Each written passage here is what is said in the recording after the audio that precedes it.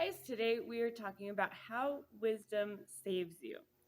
So we're starting in Proverbs 2 at verse 12. Wisdom will save you from the ways of wicked men, from men whose words are perverse, who leave the straight paths to walk in dark ways, who delight in doing wrong and rejoice in the perverseness of evil, whose paths are crooked and devious in their ways.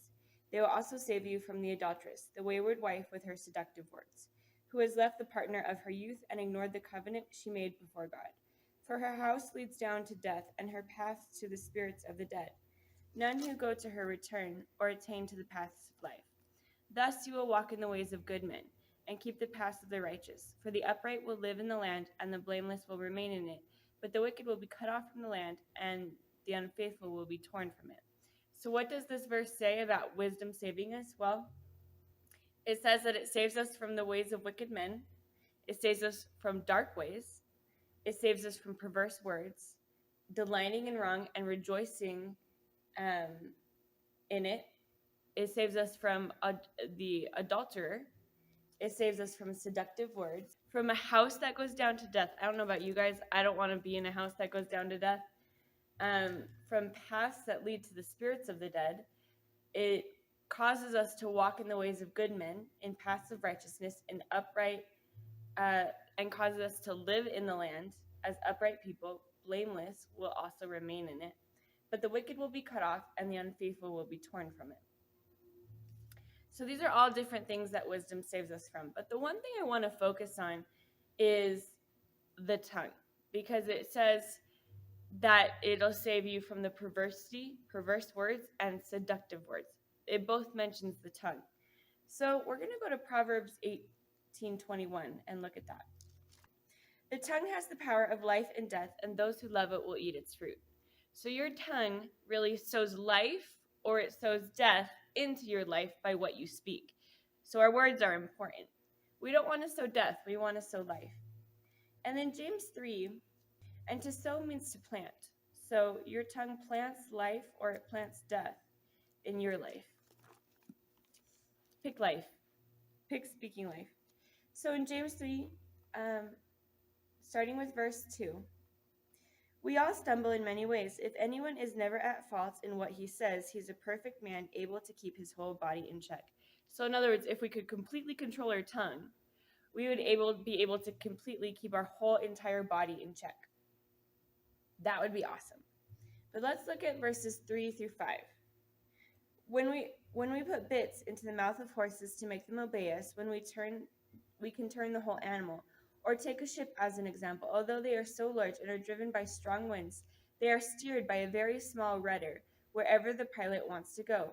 Likewise, the tongue is a small part of the body, but it makes great boasts. Consider what great forests can be set on fire by a small spark. So the tongue is very powerful. It might be as small as a rudder, but it directs your life, and it can create disaster, and it can create life. So speak life. And then let's go to verse 9.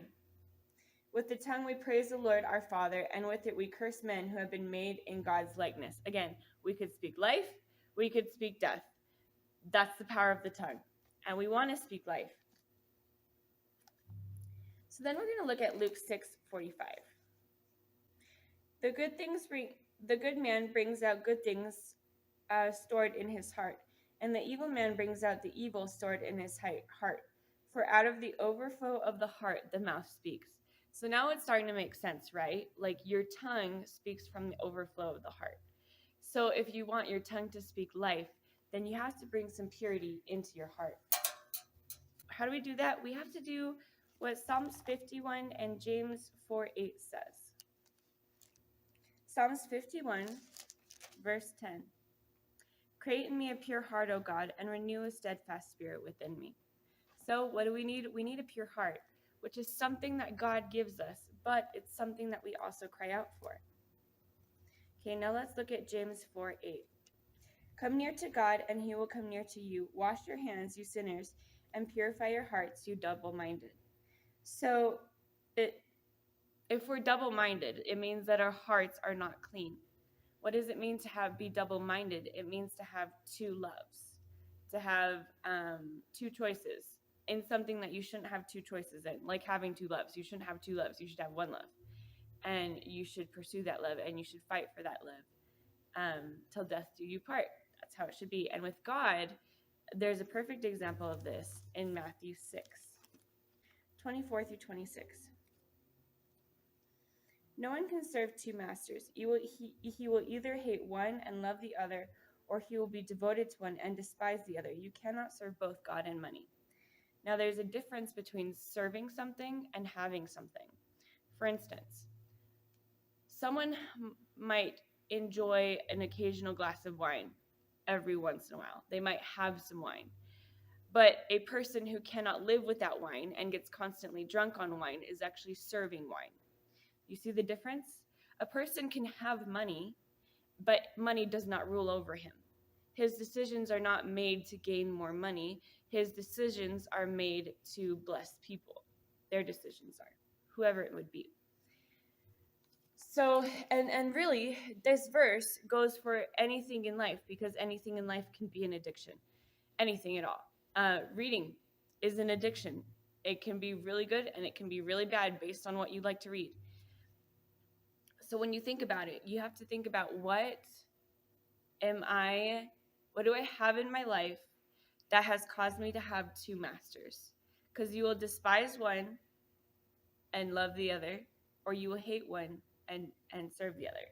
So you just having two masters is just not nobody's really designed for that. Okay, nobody's designed for two loves. So this is something that we take before God, and we just say, okay, God, what are my loves in my life? Like, what other love do I have in my life besides you? Show me and help me.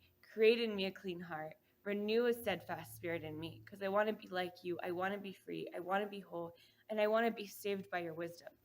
And that's the whole entire point. Like, it's not about what you have. It's about what you do with what you have. Does what you have rule you, or do you rule what you have? Because with the power of Christ inside of you, you can rule what you have, no matter what it is. But with the power of sin and death, it's going to rule you, no matter what it is.